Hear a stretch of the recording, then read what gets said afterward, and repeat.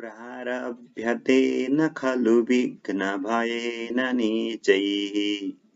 प्रारभ्य विघ्नविहता विरमन्ति मध्या। विघ्नैः पुनः पुनरपि प्रतिहन्यमाना। प्रारम्भोत्तमजना न परित्यजन्ति। अर्थात अधम और निम्न श्रेणी के जो मनुष्य होते हैं वह विघ्न से आक्रांत रहते हैं और उसके भय रहता है उन पर, तो कोई भी कार्य वो प्रारंभ ही नहीं करते। मध्यम श्रेणी के लोग कार्य को प्रारंभ तो करते हैं पर कुछ विघ्न होने पर उस कार्य को अधूरा ही छोड़ देते हैं। पर उच्च कोटि के जो लोग होते हैं वह बार बार विघ्नों के आने पर भी उस विघ्न को डट कर सामना करते हैं और अपने लक्ष्य पर स्थिर रहते हैं और अपने लक्ष्य को पा जाते हैं। तो आइए इसके साथ ही आज हम प्रारंभ करते हैं।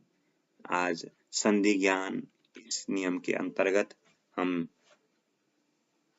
पाणिनि मुनि के अकः सवर्ण दीर्घ इस सूत्र का अभ्यास करते हैं, इसको जानते हैं, कैसे ठीक से समझा जा सकता है। आइए तो प्रारंभ करते हैं। यह सूत्र है अकः सवर्ण दीर्घ। यह सूत्र दीर्घ विधान करता है। दीर्घ यानी आ, ई, अर्थात ई की बड़ी मात्रा वाली। तो इसको ठीक से हम और समझते हैं। ऊ होती है, री होती है, संस्कृत में री होती है, तो इसको आगे समझते हैं। तो यह सूत्र जो है पाणिनीय सूत्र में अष्टाध्यायी एक ग्रंथ है, उसकी 6 अध्याय की प्रथम पाद की 101 सूत्र है। तो यह सूत्र अक प्रत्याहार और अच प्रत्याहार, ये दो प्रत्याहार जो हैं इनको ठीक से समझ लें तो यह सूत्र समझने में आसान रहेगा। तो अक प्रत्याहार और अच प्रत्याहार ये दो प्रत्याहार हैं। अक प्रत्याहार के अंतर्गत क्या आते हैं?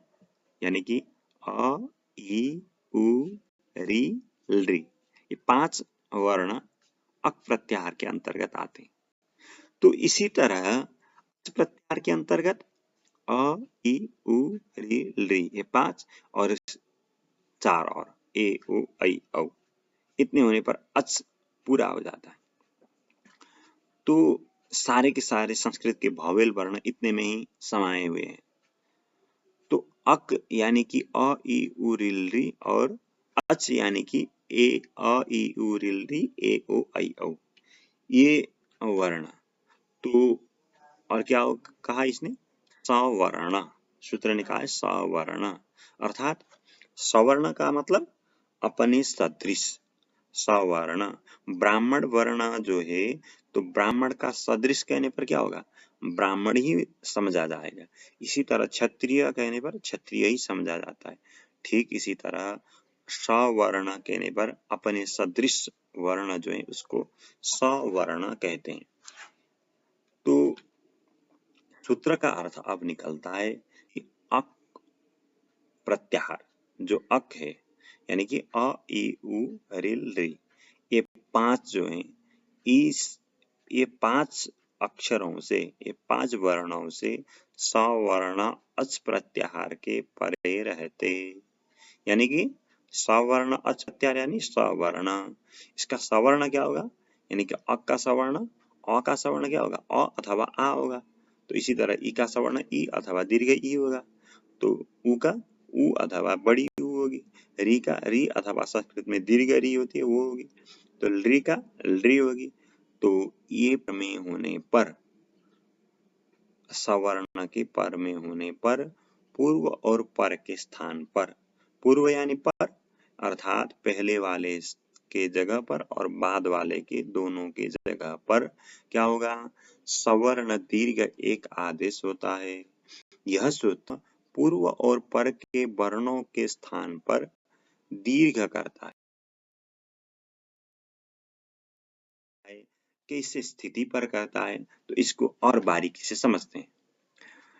इस सूत्र को मैं थोड़ा बारीकी से समझाने पर इतने लंबे ये दे रहा हूं, इस पर आप घबराइएगा मत, क्योंकि ये समझने के लिए देखने पर बहुत सी लगती है, पर अगर सागर जो है वो तो बहुत बड़ी होती है, पर मछली क्या है, उस पर तैरती रहती है। तो देखने पर नदी का जगह भी बहुत गहरा मालूम पड़ता है, पर उस पर मनुष्य भी तो तैर जाते हैं। तो ये पाणिनि ने बनाया है, एक एक सूत्र है। इस सूत्र को ठीक से समझने में कोई उतनी कठिनाई नहीं है, आप घबराइएगा मत। तो हम थे कि इस सूत्र को ठीक से समझे, अर्थात अवर्ण है, अगर अ से क्या क्या स्वर्ण है, उस स्वर्ण हो सकते हैं उसके, देखिए इसको समझिए। अ से अगर अ पर में हो तो क्या होगा, दोनों अ को हटा करके आ आकर बैठ जाएगा।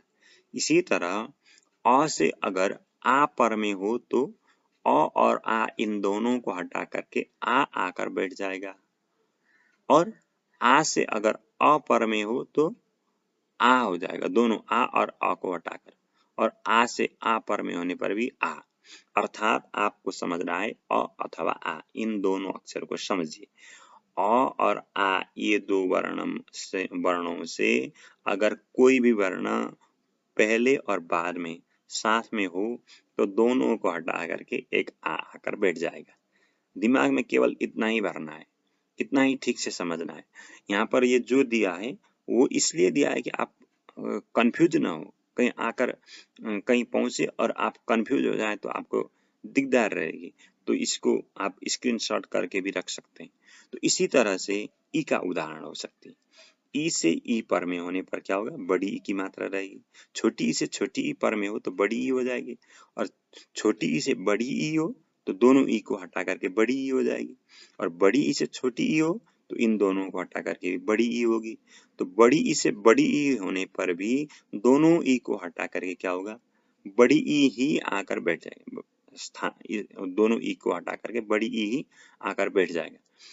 तो इस तरह से ई का हुआ। इसी तरह से ऊ का भी जान लीजिए। ऊ से ऊ, ऊ से ऊ, अथवा ऊ से ऊ, अथवा ऊ से ऊ। इस तरह से ये चार बन सकते हैं।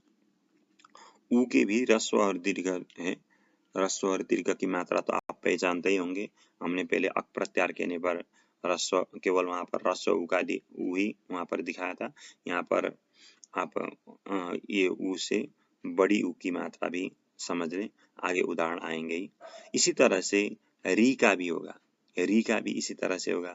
और री वर्ण का उदाहरण तो मिलता है, पर उतना ज्यादा नहीं मिलता है, कम ही मिलता है।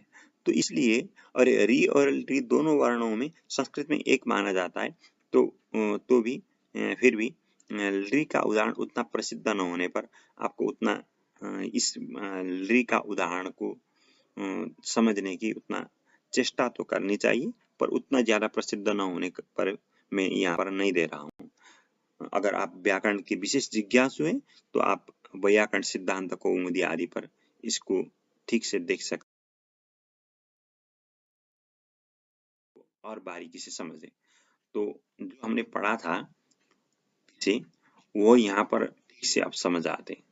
तो दैत्य और अरि, यहाँ क्या है, दैत्य में य में अ है, आप देख सकते हैं य के बाद अ दिया है साइड में, और अरि में अ है। तो य का जो अ है उससे अरि का क्या हुआ, अ पर में, अर्थात अ से अ पर में है तो क्या हुआ, तो आ आकर बैठ जाएगा। तो दैत्य आ रि हुआ। य का अ भी हट गया और अरि का अ भी हट गया, दोनों अ हटने पर आ हुआ, तो दैत्य आ रि हुआ। मिला दीजिए, दैत्यारिहि बन गया। इसी तरह अब ई की उदाहरण देख लीजिए। ये बड़ी ई से बड़ी ई की मात्रा पर में होने पर उदाहरण है। तो यहाँ पर क्या है, श्री में बड़ी की मात्रा है और ईसा में ई भी बड़ी की मात्रा है। तो ईसा यानी कि स्वामी होती है तो वो बड़ी की मात्रा रहती है। तो स्त्री के जो ई है उससे ईसा के ई, दोनों ई दो है, उनको हटा करके क्या हुआ, एक ही बड़ी की मात्रा आकर बैठ गई। तो क्या हुआ, त्र ई सह हुआ। मिला दीजिए, स्त्री सह, यानी कि लक्ष्मी के अधिपति भगवान विष्णु। इसी तरह विष्णु और उदय, विष्णु में क्या है, ण के बाद उ है और उदय में उ है, तो उ से ऊपर में है, अर्थात विष्णु का जो उ है वह उ से उदय का उ से ऊपर में होने पर क्या होगा, तो बड़ी उ की मात्रा आकर बैठ गई। तो विष्णु उदय, मिला दीजिए, विष्णु उदय। री के उदाहरण देख लीजिए आप। हम दे रहे हैं री का उदाहरण, होत्री और री का रहा। होत्री में क्या है, प के बाद क्या है, री है, उसके बाद रीकार में भी री है, दोनों री है। तो इन दोनों री जो है वह दोनों री को हटा करके बड़ी री की मात्रा आकर बैठ जाएगी। तो होत और री, देखिए जो आकर बैठा है री, उसमें डबल री लगी हुई है, तो री का रहा। अब होत्री का जो री था वो एक ही था, अब जो आने वाला है वो देखिए कैसे बड़ी मात्रा रहती है, होत्री का रहा। इसी तरह से पितृ शब्द के भी द्वितीय विभक्ति के बहुवचन पर पितृन बनती है, उस पर भी ऐसे डबल री की मात्रा लगती है। तो ये संस्कृत में डबल री की मात्रा प्रसिद्ध है। तो होत्री का रहा हुआ। इसी तरह दंड अग्रम दंडाग्रम, दंड का अ और अग्रम का अ, दोनों अ को मिलकर दंडाग्रम हुआ। अ से अ पर में, इसलिए दोनों अ से अ पर में होने पर अ और अ के जगह पर आ आकर बैठ गया, तो दंडाग्रम। मधु उदके मधुदके, मधु में उकार और उदके के उकार, दोनों उ को हटा करके बड़ी उ की मात्रा आकर बैठ गई, तो मधुदके। इसी पर दधि और इंद्र दधीन्द्र, ई से ई, छोटी ई से छोटी ई की मात्रा पर में। इसी तरह पितृ और ऋणम पितृणम, पितृकारी और ऋणमकारी दोनों की जगह पर बड़ी री की मात्रा आकर बैठ गई, तो पितृण। चलिए इसके साथ और इसके अन्य उदाहरण देता हूं मैं। भूमि और ईसा, दोनों बड़ी ई की मात्रा है, तो भूमि का बड़ी ई और ईसा का बड़ी ई, इन दोनों को हटा करके एक ई आकर बैठ गया, तो भूमि सह हो गया। इसी तरह परम और अर्थ, परम का अ और अर्थ का अ, इन दोनों को हटा करके, दोनों अ को हटा करके आ आकर बैठ गया, तो परमार्थ। विद्या और अर्थी, विद्या का अर्थी यानी कि चाहना रखने वाला, विद्या का आय, अर्थी का आय, आ से अ पर में, तो आ से अ पर में होने पर क्या हुआ, तो आ आकर बैठ गया, दोनों आ और अ को हटा करके, तो विद्यार्थी। भानु और उदय, भानुदय विष्णुदय की तरह ये, और अंत और आदि, अ में अय, आदि में आय, दोनों का हटा करके आ आकर बैठ गया, तो अंत आदि। मुनि और इंद्र मुनिंद्र, छोटी से छोटी की मात्रा की उदाहरण। श्रद्धा और आसीत, देखिए यहाँ पर आ से आ पर में, तो आ से आ पर होने पर क्या हुआ, एक आकर बैठ गया, दोनों आ हट गए, तो श्रद्धासीत हो गया। कृपया और आविष्टम, कृपया आविष्टम, कृपया क्या है, यहाँ पर आय और आविष्टम में आ, तम तथा कृपयाविष्टम अश्रुपूर्णाकुलेक्षणम, श्रीमद् भगवद गीता की द्वितीय अध्याय में। तो इसी तरह अश्रुपूर्ण और आकुलेक्षणम, अब यहाँ क्या है, अश्रुपूर्ण में अ है और आकुलेक्षणम में आ है, तो पूर्ण का अ और आकुलेक्षणम का आ आकर मिल जाने पर, दोनों की जगह पर आ आकर बैठ जाने पर ण का और आकुलेक्षणम का आ, इन दोनों को हटा करके नई आ, नया वाला आ आकर बैठ गया, तो अश्रुपूर्णाकुलेक्षणम हुआ। और आकुल और इक्षणम में, यहाँ पर आद्गुण सूत्र पिछले एपिसोड में आपने जो पढ़ा, तो आकुल और इक्षण में वहाँ आकुल की जगह ल में जो अ है और इक्षणम का ई है, और ई इन दोनों को हटा करके ए आकर बैठ गया, तो आकुलेक्षणम, और अश्रुपूर्ण और आकुलेक्षणम के साथ जगह पर अक सवर्ण दीर्घ, इससे संधि हो गया तो अश्रुपूर्णाकुलेक्षणम। तो यहीं पर क्या हुआ, आद्गुण और अक सवर्ण दीर्घ, ये दोनों सूत्र के उदाहरण हो गए। इसी तरह आप ढूंढ सकते हैं, आपको ढूंढना है, जितना ढूंढेंगे और जितना इसको बार बार इस सूत्र को कंसेप्ट में रखकर आप ग्रंथ अध्ययन करेंगे, अथवा कोई संस्कृत के पत्रिका पढ़ेंगे, अथवा हिंदी आदि अन्य भाषाओं पर भी, जिस भाषा पर यह संधि का नियम चलता है उस भाषा के आप कोई भी पढ़ सकते हैं, और उसमें इस तरह से संस्कृत के शब्द गए होते हैं।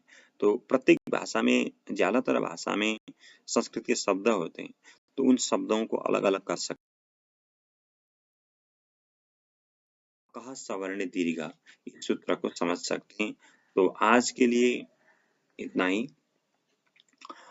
आप इस सूत्र को अभ्यास करते रहिए और बार बार अभ्यास करिए, ताकि कोई भी डाउट, शंका न रह सके। इस तरह से आपको अभ्यास करना है। तो आज के लिए इतना ही। जय श्री कृष्ण।